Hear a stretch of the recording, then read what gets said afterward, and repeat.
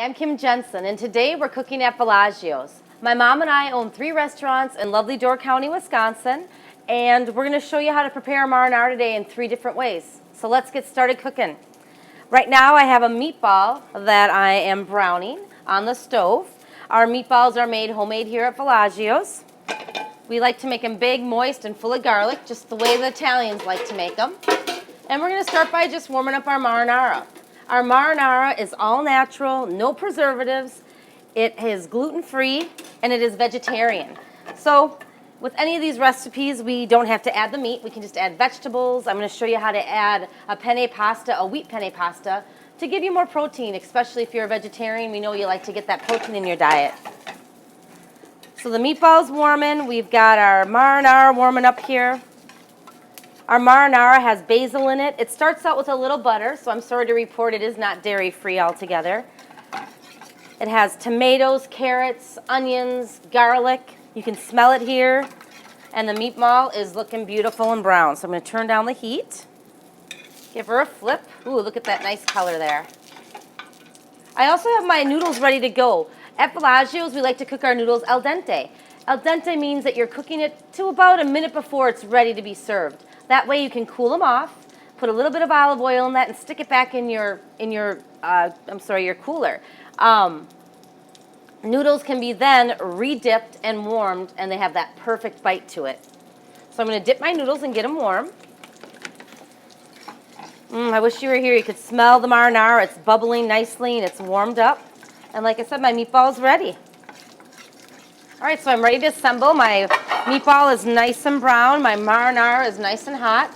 I've got my noodles here. That's a little hot. Can I have a washcloth right here on my hip?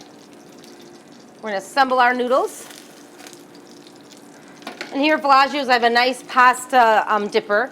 At home, you can just use a pot of water and a colander. I'm going to pour my marinara over the top of my spaghetti. Oh, that smells so good. I wish you were here. And we're just going to put the meatball right on top of the pasta. All right, so you're ready to eat your wonderful pasta. It didn't even take a couple of minutes to put this together. Again, if you can remember to make your noodles a day ahead, stick them in your cooler, and when you're ready to make your dish, just warm up some water, dip them in a colander, stick them in your bowl. You got your marinara out of our jar and a wonderful browned meatball. All right, so we're back in the kitchen again. For my second preparation today, I'm going to make a cipriani sauce. This is probably one of our most popular dishes here at Villaggios. It's so easy to do. Again, we're going to use our marinara straight out of the jar, and we're just going to add some heavy cream. It's our Alfredo base, and in our Alfredo base we have an egg yolk, salt and pepper, and garlic. You mix it up together, have it in a jar, and you can add this right to your pasta. If you don't want to go to all that trouble, just use heavy cream. Add it right to the marinara. It's going to turn it pink. And today I'm going to add vegetables and my rigatoni noodle, which is my dad's favorite. So I kind of, I'm following in his footsteps. So I'm warming up my marinara. I've got my heavy cream here. And again, it's our Alfredo base, which has an egg yolk, salt and pepper, and some garlic in there. And now it's going to turn a beautiful pink color. So you're getting the best of both worlds. It's not so rich if it's a straight Alfredo. And it's not, just your plain spaghetti sauce. So this is kind of something if you want to impress your guest, you can just add your cream. Some Italians like to call this a vodka sauce. If I were Italian, I'd call it a grappa sauce because we all know Italians love that grappa. I'm going to add my artichokes here, spinach, and I like to use cherry tomatoes because when you bite into them, you just get that pop of tomato juice in your mouth. I also don't like to overcook my vegetables. I like to be able to taste everything that I put in my dishes. And I guess that's how we cook at all 3 of my restaurants. We cook from scratch to order all of our recipes. So if you're coming into Villaggios today, this is exactly how we would make your dish. It wouldn't be sitting here waiting for you. We'd assemble it right as you're ordering it. All right, I've got my rigatoni noodles. I'm going to drop those here. And like I said, rigatonis are big tube pastas, so all that wonderful pink sauce gets in the middle. And it's a thicker noodle, so you have more of a texture when you're biting into it. And again, that's, I think, why my dad and I love this noodle so much. All right, so we're ready to assemble our dish again.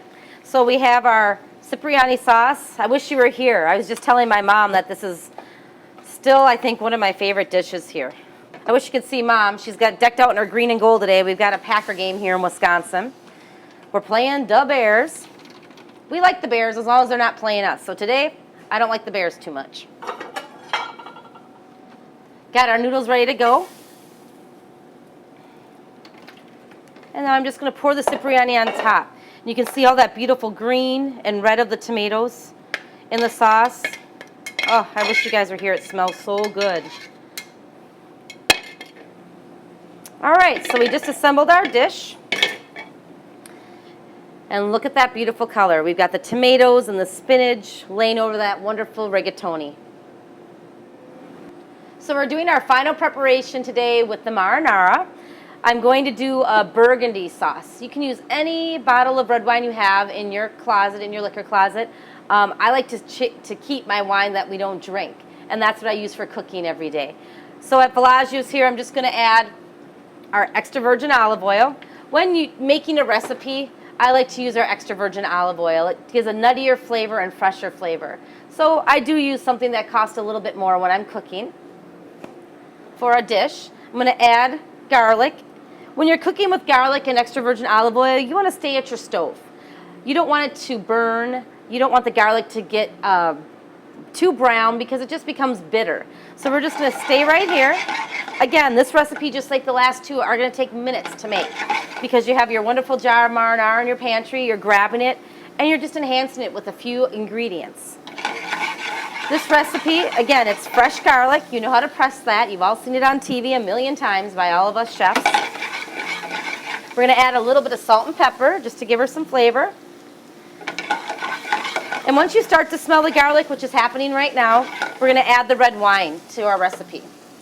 It's going to make some noise, so don't be concerned. I'm saying it's a half a cup to a cup. Don't worry about that either. If you don't like the flames, just bring it over and give it a little blow.